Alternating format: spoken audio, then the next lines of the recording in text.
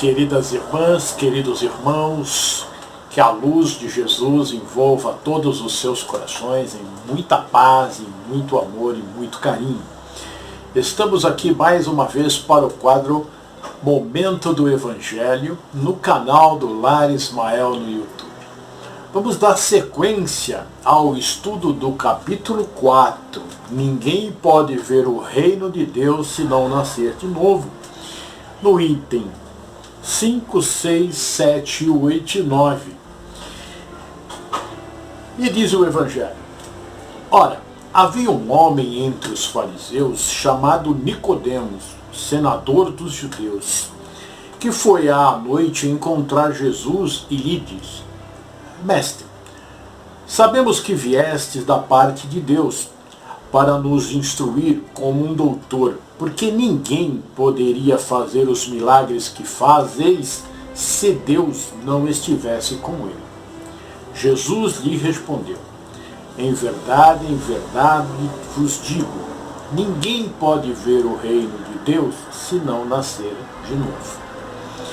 Nicodemos lhe disse: como pode nascer um homem que já está velho? Pode ele entrar no ventre de sua mãe para nascer uma segunda vez? Jesus lhe respondeu: em verdade vos digo, se um homem não renascer da água e do Espírito, não pode entrar no reino de Deus. O que é nascido de carne é carne, o que é nascido do Espírito é Espírito.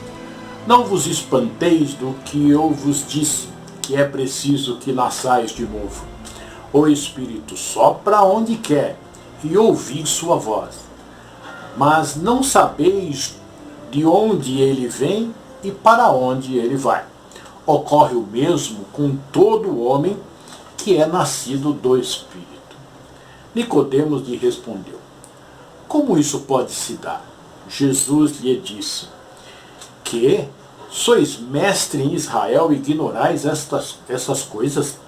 Em verdade vos digo, que não dizemos senão o que sabemos, e que não testemunhamos senão o que vimos, e entretanto, vós não recebeis nosso testemunho. Mas, se não me credes, quanto vos falo das coisas da terra, como me crereis quando vos falar das coisas dos céus? Tá. Em João, no capítulo 6, 3, versículo de 1 a 2. Explicações de Kardec. O pensamento de que João Batista era Elias e que os profetas poderiam reviver sobre a terra se encontra em muitas passagens do Evangelho, notadamente nas relatadas acima, 1, 2 e 3, que nós trabalhamos a semana passada. Se essas crenças tivesse sido um erro, Jesus não teria deixado de combater, como combateu tantas outras. Longe disso, ele sancionou-a com toda a sua autoridade e colocou-a como princípio e como uma condição necessária quando disse: ninguém pode ver o reino do céu se não nascer de novo. E insiste ajuntando: não vos espanteis do que eu vos disse, que é preciso que nasçais de novo. Essas palavras, se um homem não renasce da água e do Espírito, foram interpretadas no sentido da regeneração pela água do batismo. Mas o texto primitivo trazia simplesmente: não renasce da água e do Espírito. Ao passo que, em certas traduções, o do Espírito se substituiu do Santo Espírito, o que não responde mais ao mesmo pensamento. Esse ponto capital ressalta dos primeiros comentários feitos sobre o Evangelho, assim como será um dia constatado sem equívoco possível. Para compreender o sentido verdadeiro dessas palavras, é preciso igualmente se reportar à significação da palavra água, que não era empregada na sua acepção própria. Os conhecimentos dos antigos sobre as ciências físicas eram muito imperfeitos, pois acreditavam que a Terra tinha saído das águas e, por isso, consideravam a água como um elemento gerador absoluto. É assim que a Gênesis está dito. O Espírito de Deus era levado sobre as águas, flutuava na superfície das águas, que o firmamento seja feito no meio das águas, que as águas que estão abaixo do céu se reúnam em um só lugar e que o elemento árido apareça, que as águas produzam os animais vivos que nadem na água e os pássaros que voem sobre a terra e sobre os firmamento. Segundo essa crença, a água tornara-se o símbolo da natureza material, como o espírito era o da natureza inteligente.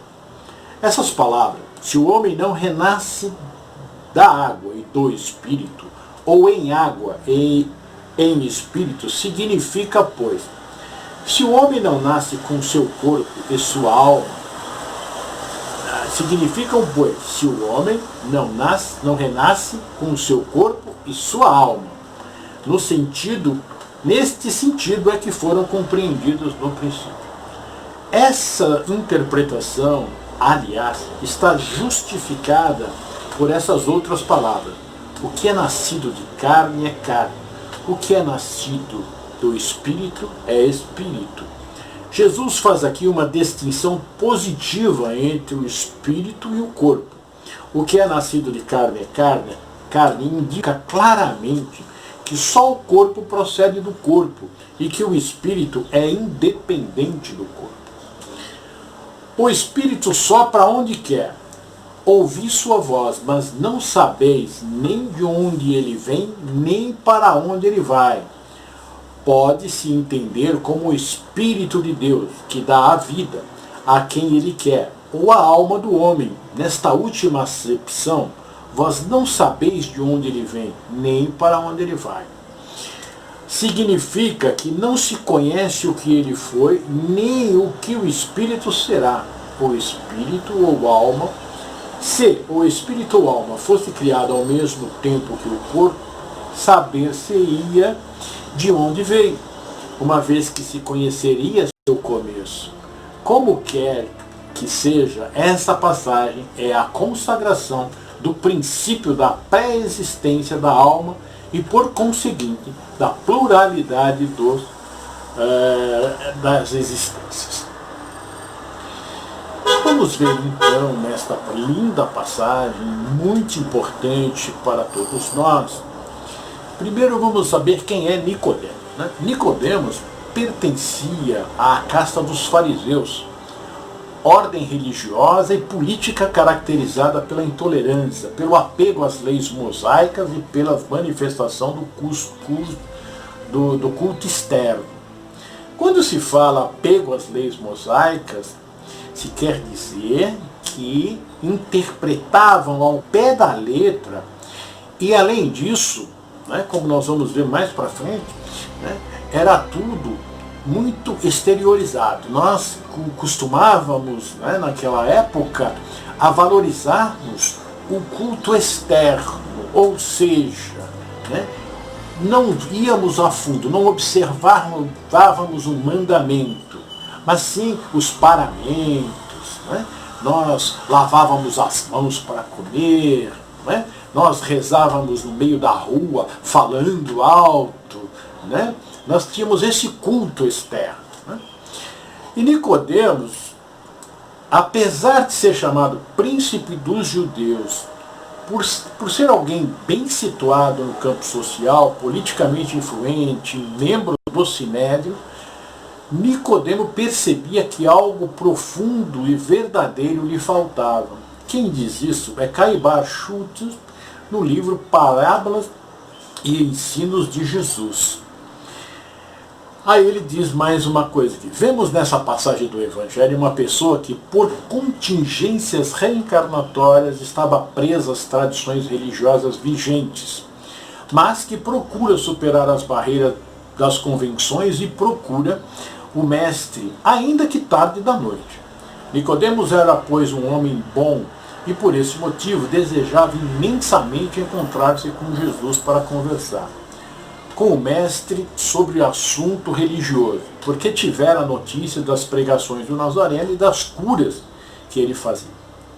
Nicodemos procurar Jesus foi um ato de sabedoria, reconhecendo o Senhor como o mestre capaz de conceder-lhe as orientações seguras de que tanto necessitava. Então a gente vê que o Nicodemos foi um humilde, né?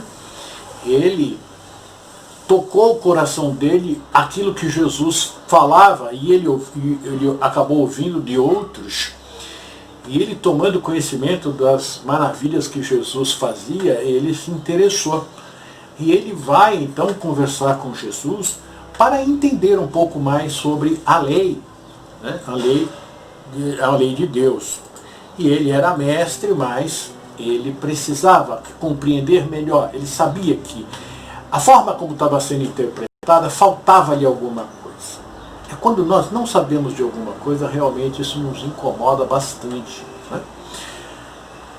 E nós vamos também ver no livro Boa Nova, de Humberto de Campos, pela psicografia de Francisco Cândido Xavier, no capítulo 14, a missão de Nicodemos. E vale ressaltar que Humberto de Campos traz para a gente os bastidores de Jesus. Aquilo que não está nos evangelhos. Né? É o que aconteceu. E é muito interessante, muito bonito as obras de Humberto de Campos. Ele virou o repórter no plano espiritual, trazendo para a gente notícias maravilhosas e histórias muito importantes e histórias reais. Né? Então vamos ver o que ele diz aqui.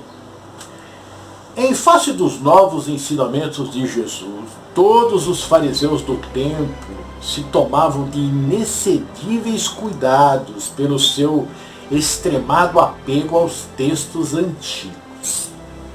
Veja, Nicodemos era um dos influentes, né, sacerdotes, mestres na época, um profundo conhecedor da lei.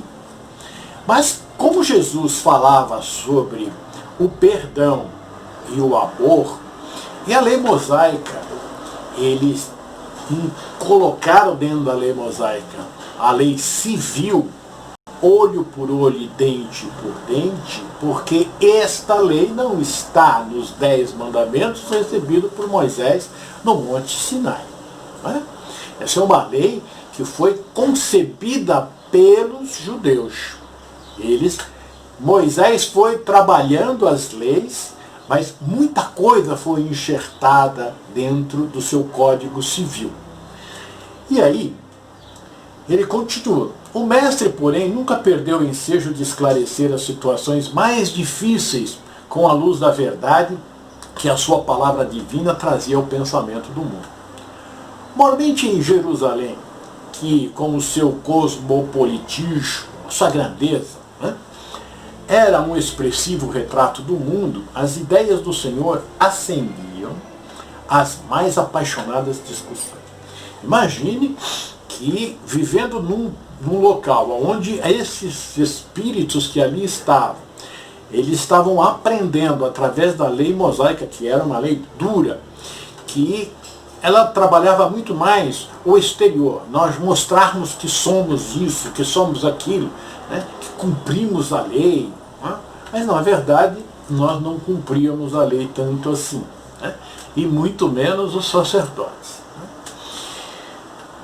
Eram populares que se entregavam à apologia franca da doutrina de Jesus, servos que o sentiam com todo o calor do coração reconhecido, sacerdotes que o combatiam abertamente, convencionalistas que não o toleravam, indivíduos abastados que se insurgiam contra os seus ensinos. Lógico, né? Jesus pregava o amor, pregava que nós todos somos irmãos, né? E lá entre eles existia muito conflito. Então, o judeu não podia ser irmão do samaritano jamais, né? Eles eram Eles tinham uma briga muito grande por causa da política e da religião. E Jesus falava sobre isso. Dizia que nós devíamos, né, auxiliar uns aos outros. As pessoas abastadas não queriam saber desse negócio de auxiliar os outros, não. Entre estes figurava Nicodemos, fariseu notável pelo coração bem formado e pelos dotes da inteligência. Assim, uma noite, ao cabo de grandes preocupações e longos raciocínios, procurou a Jesus em particular, seduzido pela magnanimidade de suas ações e pela grandeza de sua doutrina salvadora. O Messias estava acompanhado apenas de 2 dos seus discípulos e recebeu a visita com a bondade costumeira. Após a saudação habitual e revelando as suas ânsias de conhecimento, depois de fundas meditações, Nicodemos dirigiu-se-lhe respeitoso. Mestre, bem sabemos que vindes de Deus, pois somente com a luz da assistência divina poderíeis realizar o que tendes efetuado, mostrando o sinal dos céus em vossas mãos. Tenho empregado a minha existência em interpretar a lei, mas desejava receber a vossa palavra sobre os recursos de que deverei lançar mão para conhecer o reino de Deus. O mestre sorriu bondosamente e esclareceu. Primeiro que tudo, Nicodemos, não basta que tenhas vivido a interpretar a lei. Antes de raciocinar sobre as suas disposições, deveria ter-lhe sentido os textos. Olha que colocação que Jesus faz a Nicodemo. Significa que nós não devemos simplesmente ler o Evangelho, ler as Escrituras, ler a Bíblia. Nós precisamos sentir o que o texto está me dizendo. O que ele está me mostrando? Se a lei de Deus é a lei do amor, olho por olho e dente por dente, não é amor. Então, algumas das situações em que as leis mosaicas estavam estabelecidas, as leis civis, que foi muito mexida pelo homem, não estava favorecendo ao amor. Não estava ajudando o próximo. Porque se o primeiro mandamento é amar a Deus sobre todas as coisas e ao próximo como a ti mesmo, ali, tudo que nós fizéssemos contra o nosso próximo, nós estaríamos fazendo contra nós mesmos e contra Deus. Então ele pede para que ele sinta, e é o que nós devemos fazer, o que o texto está tentando me dizer. Prosseguindo. Mas em verdade devo dizer-te que ninguém conhecerá o reino do céu se não nascer de novo. E aí Nicodemos, né, faz a pergunta, mas como pode um homem nascer de novo sendo velho? Interrogou o fariseu altamente surpreendido. Poderá, porventura, regressar ao ventre de sua mãe? O Messias fixou nele os olhos calmos, conscientes da gravidade do assunto em foco e acrescentou. Antes do Messias acrescentar, vamos fazer uma coisa. Vamos nos imaginar lá, naquele momento, junto com os 2 apóstolos de Jesus, né? Tiago e André, e vamos ver a figura de Jesus conversando com Nicodemos. Nicodemos, um senhor com muita disposição em aprender, né? Ele estava ali com vontade realmente de compreender a lei. E Jesus, meigo, sereno, seguro, amoroso, responde então a Nicodemo. Em verdade, reafirmo-te, ser indispensável que o homem renasça para conhecer plenamente a luz do reino. Entretanto, como pode ser isso? Perguntou Nazareno, Nicodemos, perturbado. És mestre em Israel e ignora essas coisas? Inquiriu Jesus, como que surpreendido. É natural que cada um somente testifique aquilo que saiba. porém, precisamos considerar que tu ensinas. O que Jesus está dizendo é uma coisa linda. Nós vamos, tá bom, eu vou dizer daquilo que eu sei. Mas, se eu ensino, como eu vou ensinar uma coisa pela metade? Não é? Então eu preciso ter certeza daquilo que eu estou dizendo. Eu preciso pesquisar e ir a fundo, sentir o texto. Não é? Eu vou meditar, sentir e aplicar aquilo para ter. Aí eu tenho certeza de que aquilo que está escrito é o caminho para a felicidade e eu posso trabalhar tudo isso. Apesar disso, não aceita os nossos testemunhos. Se falando de coisas terrenas sentes dificuldade em compreendê-las com os teus raciocínios sobre a lei, como poderás aceitar a minha afirmativa quando eu disser das coisas celestiais? Jesus estava falando sobre a reencarnação, sobre coisas aqui da terra. Não é? O corpo, nós sabemos de onde vem. Mas o espírito, nós não sabemos. Quando a gente casa, aí chega o filho.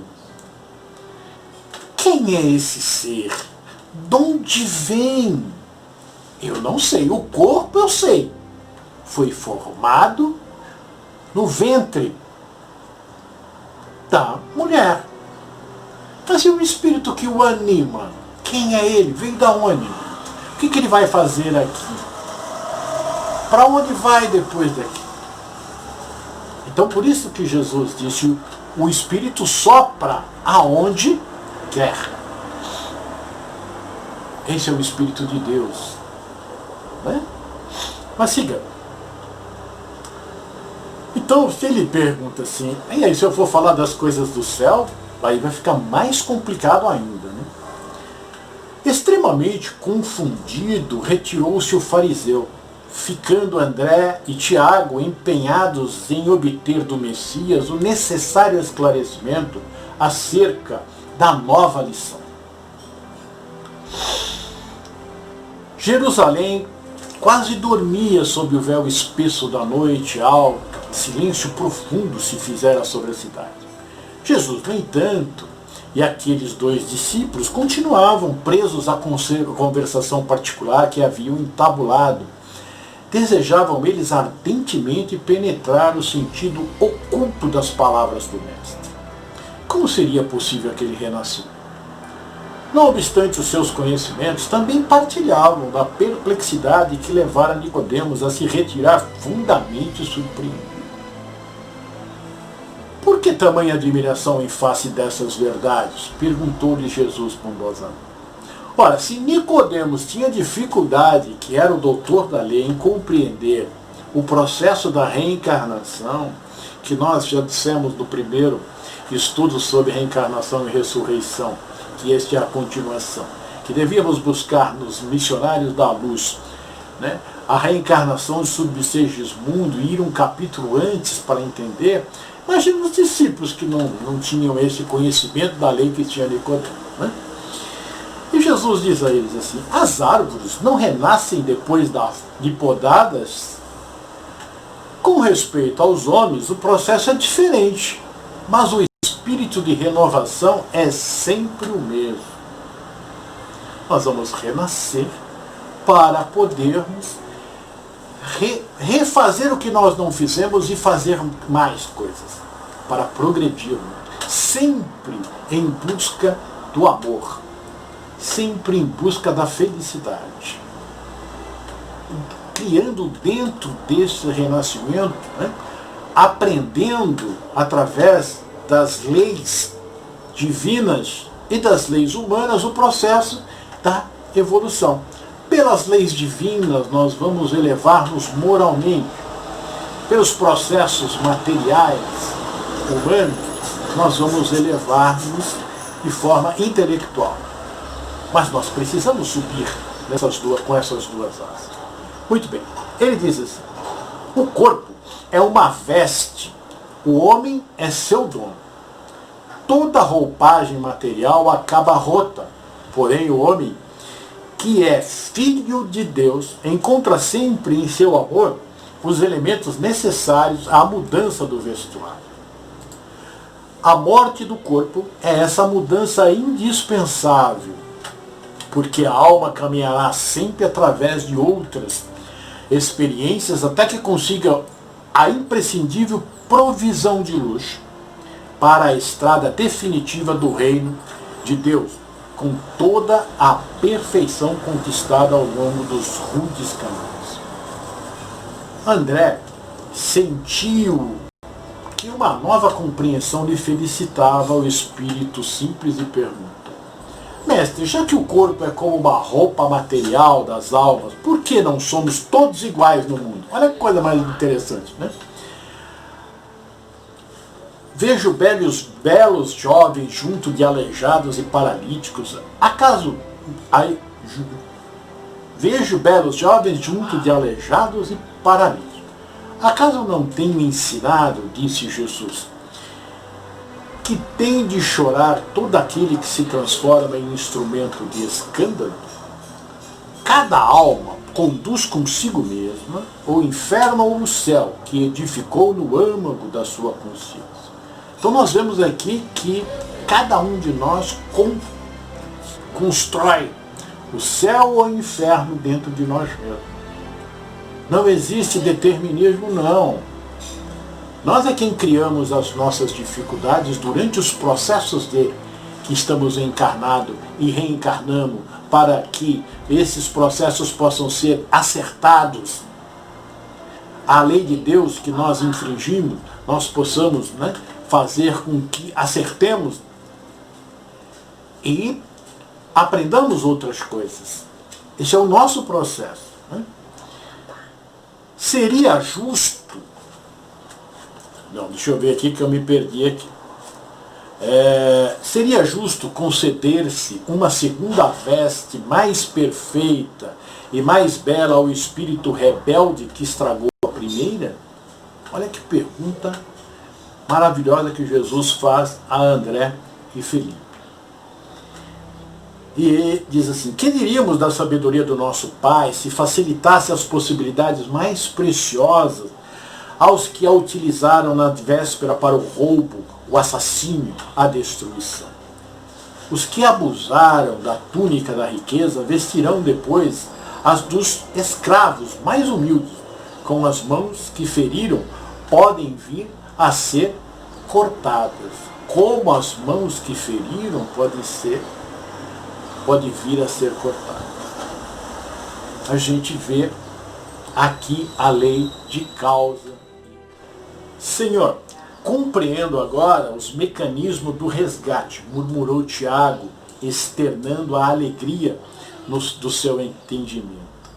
Mas observo que, desse modo, o mundo precisará sempre do clima, do escândalo e do sofrimento, desde que o devedor, para saldar seu débito, não poderá fazê-lo sem que outro lhe tome o lugar com a mesma dívida. O mestre apreendeu a amplitude da objeção e esclareceu os discípulos perguntando: dentro da lei de Moisés, como se verifica o processo de redenção? Tiago meditou uns instantes e respondeu: também na lei está escrito que o homem pagará olho por olho e dente por dente. Vejamos a resposta de Jesus. Também tu, Tiago, estás procedendo como Nicodemos? Replicou Jesus com generoso sorriso. Como todos os homens, aliás, têm raciocinado, mas não têm sentido. Veja só, novamente Jesus diz que nós precisamos sentir, raciocinar e sentir. Não é? Alcione vai dizer isso no livro Renúncia, de Emmanuel, por Francisco Cândido Xavier, que o Evangelho deve ser conhecido, meditado, sentido e vivido. Ela aprendeu com Jesus e nós precisamos aprender com Jesus. Ainda não poderastes, talvez, que o primeiro mandamento da lei é uma determinação de amor. Acima do não adulterarás, do não cobiçarás, está o amar a Deus sobre todas as coisas, de todo o coração e de todo o entendimento. Como poderá alguém amar o Pai aborrecendo-lhe a obra? Contudo, não estranho a exiguidade de visão espiritual com que examinastes o texto dos profetas. Toda criatura, não tendo feito o mesmo, investigando as revelações do céu com o egoísmo que lhe é próprio, organizaram a justiça como o edifício mais alto do idealismo humano. Entretanto, coloco o amor acima da justiça do mundo e tenho ensinado que só ele cobre a multidão dos pecados. Se nos prendermos à lei de Talião, somos obrigados a reconhecer que onde existe um assassino, haverá mais tarde um homem que necessita ser assassinado. Com a lei de amor, porém, compreendemos que o verdugo e a vítima são dois irmãos, filhos de um mesmo pai. Basta que ambos sintam isso para que a fraternidade divina afaste os fantasmas do escândalo e do sofrimento. E Jesus traz a coisa de forma muito clara, né? A pergunta difícil, quando se concebe que a alma é criada junto com o corpo e que morreu o corpo, acabou, justifica o olho por olho, o dente por dente. Mas quando nós descobrimos que a bondade divina, o Deus grande, Criador de todas as coisas, a causa primária de todas as coisas, não iria fazer algo que fosse nascer, morrer, que nascer, morrer, nascer, morrer. Se nem a semente da árvore, se nem a semente da árvore morre, se as folhas das árvores não morrem, elas voltam e vão ser transformadas em outro organismo. Por que nós, seres humanos, iríamos morrer e acabar? Não faz o mínimo sentido. E numa existência nós não conseguimos compreender, aprender tudo sobre a vida eterna. Compreender quem é Deus, ou o que é Deus, melhor. Compreender essa vastidão, essa imensidão do universo. Para que tanto mundo? Se nós vamos nascer, olhar, morrer. E acabou. Porque o amor ao próximo, se nós vamos nascer, morrer. E acabou. Porque as famílias, nós vamos ver mais para frente, se nós amamos tanto os nossos filhos, a nossa esposa, o nosso marido, né? as pessoas que nos cercam, então não faz sentido. Então Jesus vem com a lei do amor e aí aplaca tudo, explica tudo, porque o amor verdadeiramente cobre uma multidão de pecados. E aí nós descobrimos que Deus é amor. Ele é justiça, Ele é caridade, Ele é a misericórdia. E tudo que nós quisermos de bom é Deus. E Ele é nosso Pai.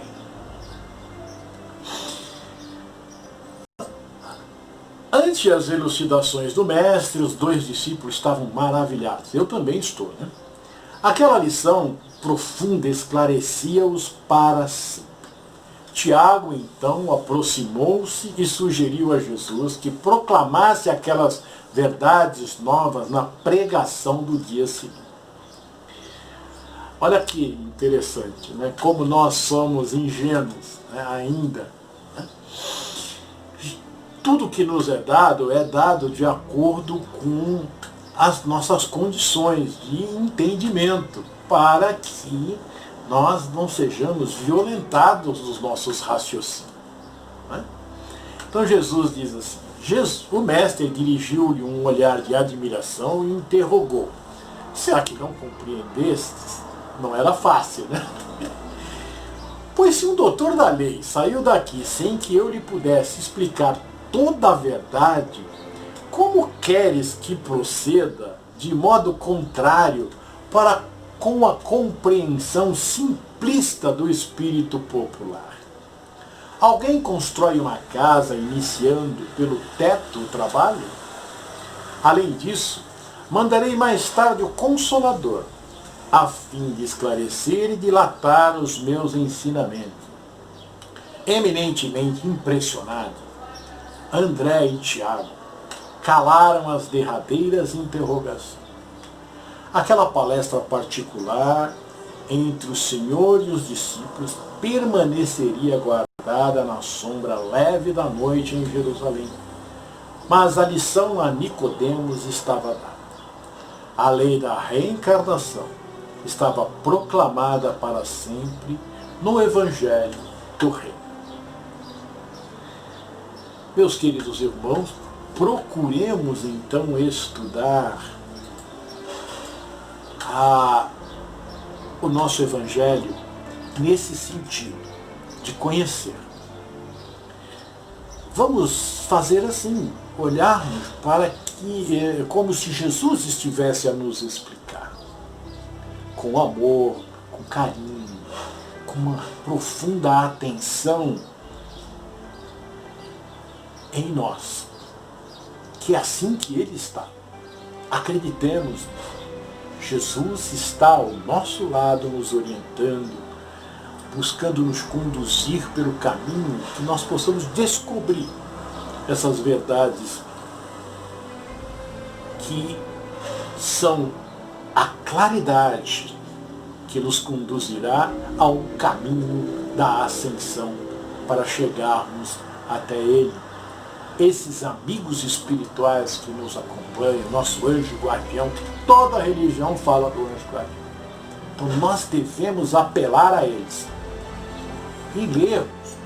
Se você é católico, a Bíblia, protestante, a Bíblia, muçulmano, leia o Alcorão, a Torá, né? Mas leiam no sentido de buscar o espírito da letra, né? Aquela que vivifica, que mostra que nós somos espíritos eternos, viajores do universo, para aprendermos. Cada vez que aqui nós aportamos, aprendemos um pouco mais. Não estamos aqui para sofrer, estamos aqui para aprender a amar e a amar em profusão aos nossos irmãos. Então, meus queridos irmãos, que possamos então, mudando a nossa mente, buscarmos compreender por que sofremos, porque passamos pelas dificuldades, e vamos buscar a Jesus para nos auxiliar em todos os momentos. Que o Mestre Divino envolva a cada um, que nós possamos aprender cada vez mais através do seu Evangelho e viver felizes. É o que nós desejamos do fundo do nosso coração. Ser feliz, meu irmão, na paz do Mestre Jesus. Eu sou Irandir Protásio, um dos membros do Lar Espírita.